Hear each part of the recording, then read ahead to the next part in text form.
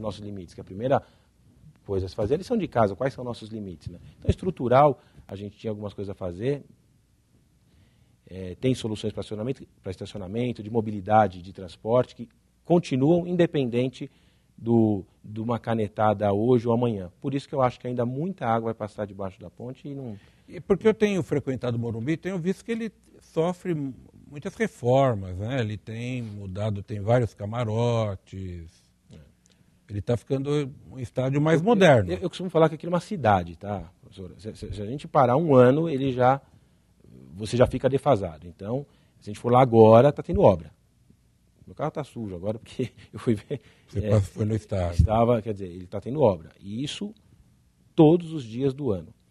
Então, efetivamente, é uma grande deformação se confirmar a exclusão do Morumbi. Que a gente não é que continua lutando objetivamente, continua lutando para ter um estádio adequado a atender qualquer necessidade esportiva, até outros grandes eventos. E vocês vão cobrir o estádio? Tem esse plano? Tem um plano, já tem um projeto posto, e agora são soluções para efetivamente acontecer. Eu me inclinei aqui até para olhar, né? Isso foi em comemoração aos 50 anos. A gente do já vai estádio, falar né? um pouquinho disso. Então, tem muita história aí. E como é que começou, então, aqui já caminhando para o final desse primeiro bloco, para a gente se manter nesse assunto, né? A ideia de construir um estádio, como hoje Itaquera é longe, Morumbi era longe, né? Eu falava que Morumbi era o extremo da cidade de São Paulo, o extremo sul, né? Como é que surgiu essa história e de fazer um estádio daquele tamanho? E com recursos privados, né? Porque é um estádio particular. O Brasil tinha o Maracanã, quer dizer, tem, né? Mas tinha, que eu digo, como o maior do mundo, para 200 mil pessoas, e o São Paulo se atreveu a fazer o maior estádio particular do mundo, né? Olha, professor, eu vou aproveitar, há 50 anos eu sei da história, porque além de ter a honra de tocar o Jurídico de São Paulo, junto com companheiros, eu mergulho nessa história, é coisa de sonhador, de gente abnegada, de gente que não tem receio de desafios, de apaixonados.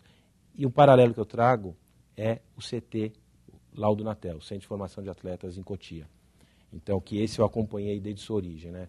Que da mesma forma, eu me atrevo a dizer, pelo menos o formato desse sonho de ver na frente, não adianta você só trabalhar hoje, você já tem que pensar nos próximos passos. Então, a nossa direção, quando enxergou, né, até também rigor legislativo das questões, a Lei Pelé, nós assumimos em 2002 a gestão do São Paulo, estava todo mundo gatinhando ainda com a Lei Pelé. Verdade, 4 anos. Exatamente. Então, e lá a gente já começou a ver que a solução era produzir atletas, era você gerar capacitar, encontrar essa grande massa de atletas que a gente tem aqui, encontrar. E a gente fez um CT que hoje é referência mundial de e já mais gerou de 220 mil metros quadrados. Né, o gerou um fracasso. Já gerou outros, né? Nani, Jean, Breno. Não, o Kaká não é dessa época. O Breno, que saiu. O Breno. Né, que até do ponto de vista jurídico, né, a propósito, a gente teve foi um case muito interessante. Primeiro que ele saiu de lá, tá? Quer dizer, é fruto desse sonho que a gente tem que acreditar, quer dizer, que não é uma utopia, que a gente tem que realmente... Então, Morumbi eu tenho certeza que também, da mesma forma. E o Breno foi um desses jovens que inclusive foi vendido, foi transferido, né, para o Bayern por um valor superior à multa constante do contrato. Foi um case que a gente articulou fortemente, porque a gente tinha aquele parceiro, né, um parceiro que força. A gente está vendo o Santos mesmo enfrentar essa situação agora. Mas você sabe que eu falo isso, é um parecer que eu dei para um determinado clube recentemente. Eu disse o seguinte, que cláusula penal não tem nada a ver com direitos econômicos, porque os direitos econômicos podem, inclusive, ter uma negociação ou chegar a um valor superior à cláusula penal.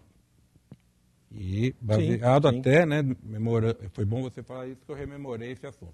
Mas vou fazer uma coisa, eu vou para o intervalo. Legal. E a gente volta em seguida, aí vamos trazer um pouco mais a partir daí para o aspecto jurídico da sua batalha diária lá no grande time do Morumbi. Voltamos rapidinho.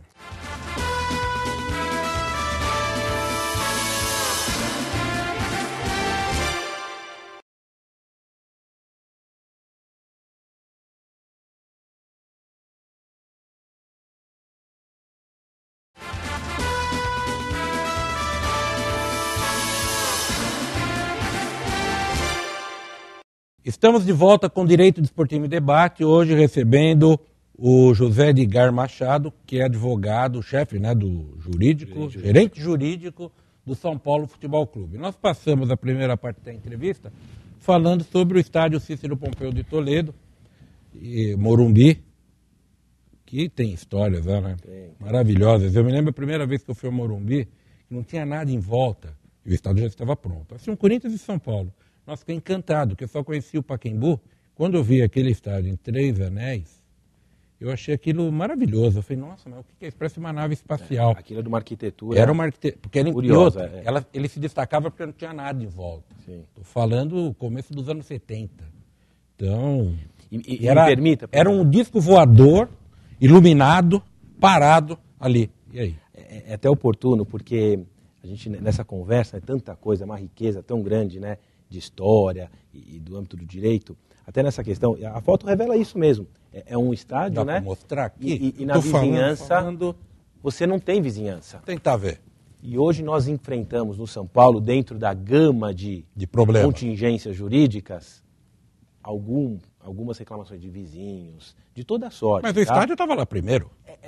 É uma questão fática que eu faço questão de colocar na frente. Olha, calma, né? Ademais, o que vamos fazer com as arenas? Onde o povo paulista vai se reunir? Como faz? E outras tantas... Você quer ver um negócio? Igual, claro que mal comparando, até porque foi uma tragédia. Mas o aeroporto de Congonhas. Sim. Absurdo o aeroporto ficar dentro da cidade, mas quando Congonhas também foi feito, aquilo era um fim de mundo. Perfeito. Que eu era criança, eu me lembro, criança, digo, 3, 4 anos, 5 no máximo, que eu fui com um tio para ver o aeroporto. E eu tenho uma imagem que era matagal em volta. E hoje, toda semana, estou voando. Bom, não é que puseram aeroporto no meio da cidade que foi até o aeroporto. É exatamente isso. E o Morumbi não tinha nada em volta. Por que o sujeito foi comprar terreno e construir uma casa do lado do estádio? Se não construiu, né? Um dia comprou, né, depois. Comprou sabendo que o estádio estava ali. É uma realidade. Então, mas tem enfrentado isso com muita também profissionalismo e, de uma maneira geral, com sucesso em todas. Mas tem bastante dificuldade nesse sentido. Não, eu imagino, como tem no Pacaembu. Muito. É associação, e quando a associação perde, assim, entende, nos entendemos, porque também a gente quer ter uma relação... brigar, né? Exatamente, quer ter uma relação saudável de convívio, porque são nossos vizinhos, enfim. Mas às vezes pontualmente aparece um ou outro chato, e eu não tenho nenhum pudor de falar assim, e aí depois o judiciário está aí dando suas decisões e nós estamos muito tranquilos com isso. Porque é outro negócio, né? Por que foi comprar uma casa do lado do estádio de futebol, né? É isso mesmo. É a mesma coisa quem compra uma casa perto de um cemitério reclamar. E nós temos uma metrópole, né? Assim, a gente tem uma mutação. Tem gente morta vizinha, ela. É isso mesmo, quer dizer, então não tem. Mas é duro, então. Faz né? parte das contingências. É mesmo? E das contingências desportivas? Já que você pegou o início da Lei Pelé, porque eu venho já. Quando eu comecei a estudar isso, nós tínhamos passe, foi minha tese de doutorado da época do passe ainda. Aí eu peguei a transformação. E ontem, num curso aqui da Associação dos Advogados Trabalhistas de São Paulo, usei o nome do São Paulo. Tá. Eu disse o seguinte, olha, o São Paulo se beneficiou da Lei Pelé, porque ganhou muito dinheiro com a Lei Pelé. Talvez não tivesse ganhado tanto com a era do passe.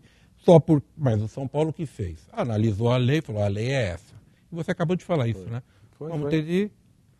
Então, não adianta, é uma guerra perdida. Passa e não volta. Não adianta ficar vindo à televisão e metendo pau na lei, não sei o quê, tarará. E já se passam 10 anos e tem gente que ainda chora, né?